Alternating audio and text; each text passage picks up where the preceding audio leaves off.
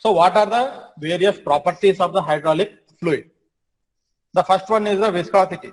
Now, what should be the viscosity of the hydraulic fluid? Whether it should be high or it should be low. So viscosity is the property of the hydraulic fluid by which it opposes the flow or movement of one layer over the another layer.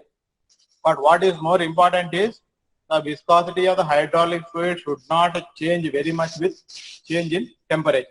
Because if the viscosity changes with temperature, what happens is the property of the oil will be different at low temperature and it will be completely different at high temperature. So what we say is within the temperature range of operation, the change in viscosity of the hydraulic fluid should be very, very less. Now, how do we measure this change in viscosity? So change in viscosity can be measured by using a parameter called as viscosity index. So that is calculated by using the formula shown. Viscosity index VI is equal to L minus U divided by L minus H. So at any given temperature, so at room temperature you know the viscosity. So at any other temperature, if you want to know what is the viscosity index, then this formula can be used. Now what are these terms L, U and H? So L is the viscosity of an oil at the required temperature whose normal viscosity index is considered to be 0. Then U is the viscosity of the oil which we want to determine.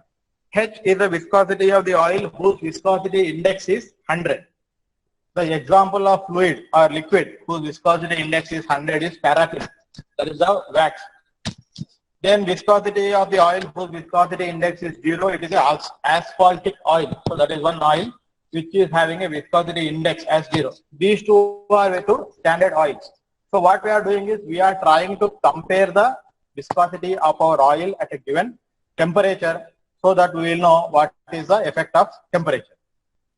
So at any given temperature, we will measure the viscosity of the asphaltic oil, we will measure the viscosity of our oil which we want to find out, and the paraffin. So we are substituting the values here and we are going to get the viscosity index. So now what happens if the temperature increases? So when the temperature increases, the viscosity of all the oils is going to reduce. When the temperature decreases, viscosity of all the oils are going to increase. So now in the given operating range, so within the operating range of the hydraulic system, say for example 35 degrees to say 70 degrees, that is the temperature of the oil during the operation of the hydraulic system. So within this temperature, the change in viscosity of the hydraulic oil should be very, very low so that its properties are going to remain constant. Now what property? We are mainly bothered about the viscosity. So if the viscosity is very, very high, then what happens is you are having lot of friction. So because of this high friction within the hydraulic fluid and as it is flowing inside the pipe, lot of heat is going to be generated.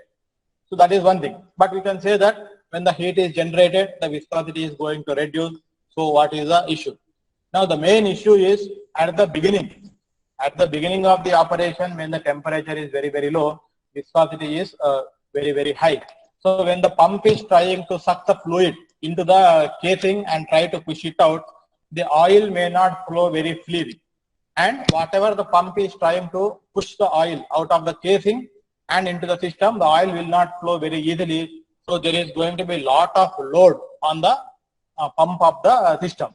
So you will be consuming more than more amount of power during the pumping of the hydraulic fluid. So this is going to be creating a problem in the initial stage.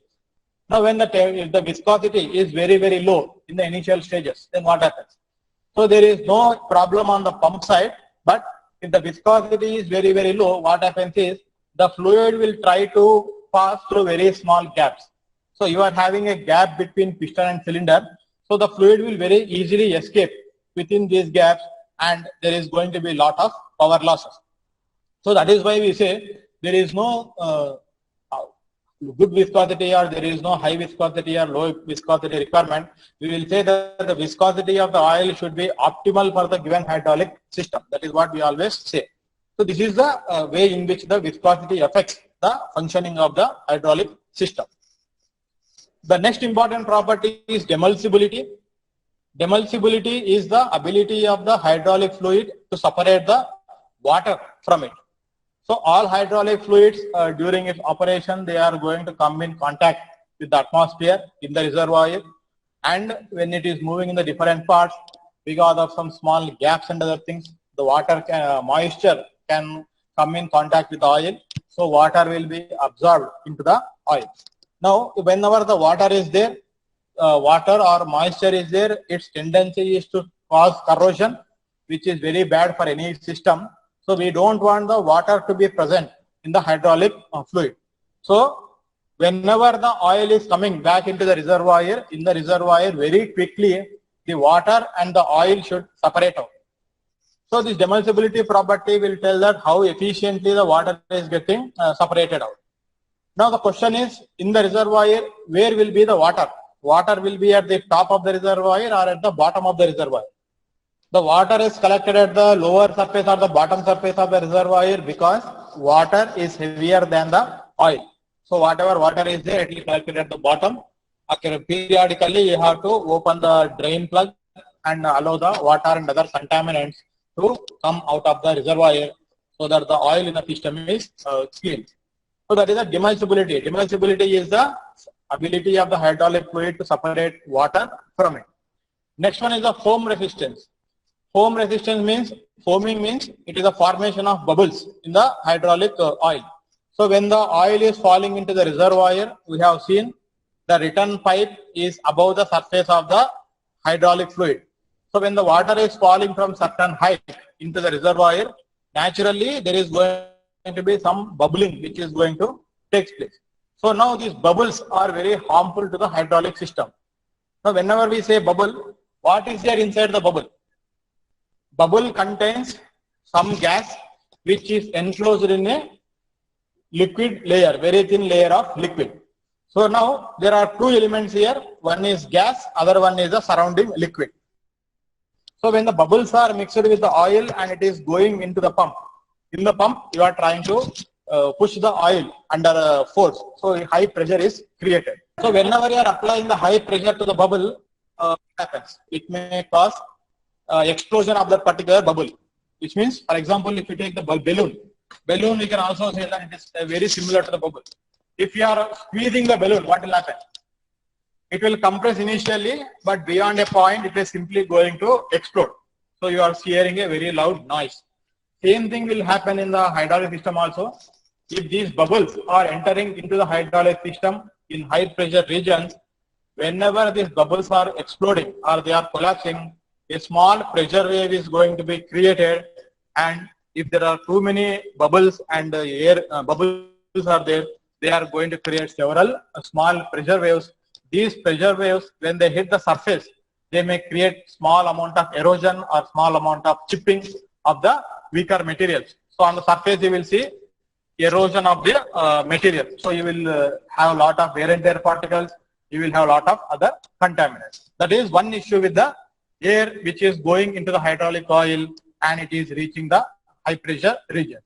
Now the other problem is, whenever we are having the air, we know that air is compressible. Which means if you are making a calculation expecting that you are supplying out 5 cc of oil into the system. Now you know that hydraulic fluid is not compressible.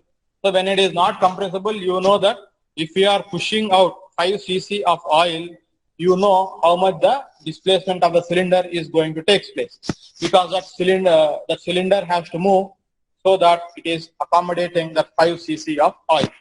That is in the normal conditions. But if you are having all these bubbles in the hydraulic oil which is not getting separated, then this air is going to enter into that particular cylinder. You may have assumed that you are actually supplying 5 cc of oil, but within that 5 cc, maybe half cc or 1 cc is only the foam, that is the bubbles that are going into the system. But whenever air is going, we know that it is compressing itself and it is not pushing the cylinder, or it is not causing any movement. So even though you are expecting the hydraulic cylinder to move by a certain distance based on your calculation of supplying 5 cc of oil, because there are certain bubbles, you are not going to get the required displacement. The displacement is going to be lesser. Apart from that, a bubble will act like a spring. So you will not have a very smooth movement. You will be having something like a jerky movement, or we'll say that there will be some kind of cushioning effect will be there. So whatever your movements you are expecting, it is not going to take place. So your system will not function in the manner which you have predicted. So it will create more and more problems. So whenever we say foam resistance, whenever the hydraulic oil is falling back into the reservoir, it will definitely form bubbles, but very quickly the bubbles have to explode, and it has to allow the air to escape in the reservoir itself. It should not make a bubble, and it should not stay in the hydraulic oil for a very long period of time, so that it is going to be sucked into the pump and it is entering into the system. So that is an important property of the hydraulic fluid. Next one is the bulk modulus. So this bulk modulus we can understand very easily by the inverse of its compressibility. Yeah, if the compressibility is high, means you are able to reduce the volume by applying the force. So which one has got more compressibility, air or hydraulic fluid? Hydraulic fluid. So hydraulic fluid cannot be compressed, which means if you are taking a container and you are putting hydraulic fluid, and on top of it you are closing it, and then you are trying to apply force, what is the change in volume that is going to take place? So as we know, air can be compressed very easily by applying force. The volume is going to reduce, which means you are compressing it. If you are taking hydraulic fluid, even though you apply very large amount of forces, the volume of the hydraulic fluid is not going to change. Now question is, why does the compressibility factor that is going to come in case of the hydraulic liquid, or why bulk modulus is important? Bulk modulus is important because whatever hydraulic oil you take or any other liquid you are considering, there are always going to be some amount of dissolved gases present in the oil. So this is unavoidable. So if there are some oils which are having more dissolved gases, then we will say that we can compress it to that much extent. So again, you have to remember, we don't want the hydraulic oils to be compressible. So this amount of dissolved gases should be very less. What happens if the bulk modulus is very low? Again, just we discussed in the foam resistance, this one. So if you are trying to push some 5 cc of oil into the piston and cylinder arrangement, the piston has to move forward by a distance so that 5 cc of oil is entering into the piston. Now, if your bulk modulus is very less, or if your compressibility is very high, even though you are supplying 5 cc of oil into the cylinder will not move to accommodate 5 cc because it is under lot of force. A lot of force has to be generated. The fluid itself will get compressed, and it may fill only to 4 cc or 4.5 cc depending on its own bulk modulus or compressibility. So what happens? So all the calculations, whatever you are making, that will completely go in a different manner.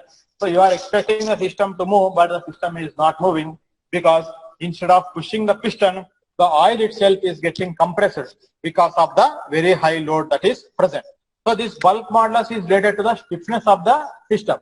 So if the bulk modulus is very high, we say that the stiffness of the system is also very high. So you can have whatever the fluid you are supplying into the system, that much fluid is straight away pushing the actuator, and you are having a very good control.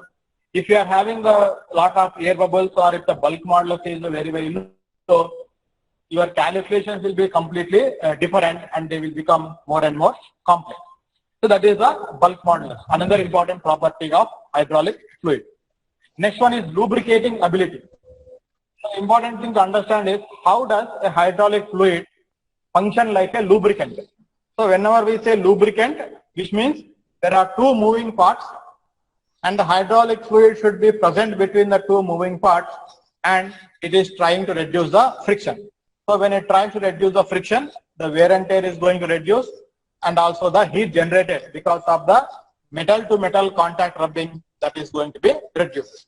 Question is, how does the lubrication happen, or what is the principle behind the lubrication? So whatever oil, hydraulic fluid or lubricating fluid we are taking, and if you are applying it, it forms a very thin layer of oil. So as long as this oil layer is present, whatever surface is coming on top of it, it will simply slide, so thereby reducing the friction. Now, whenever we say a fluid has got very good lubricating property, it means two things. One, it is able to form a very, very thin layer of oil. That is the first thing.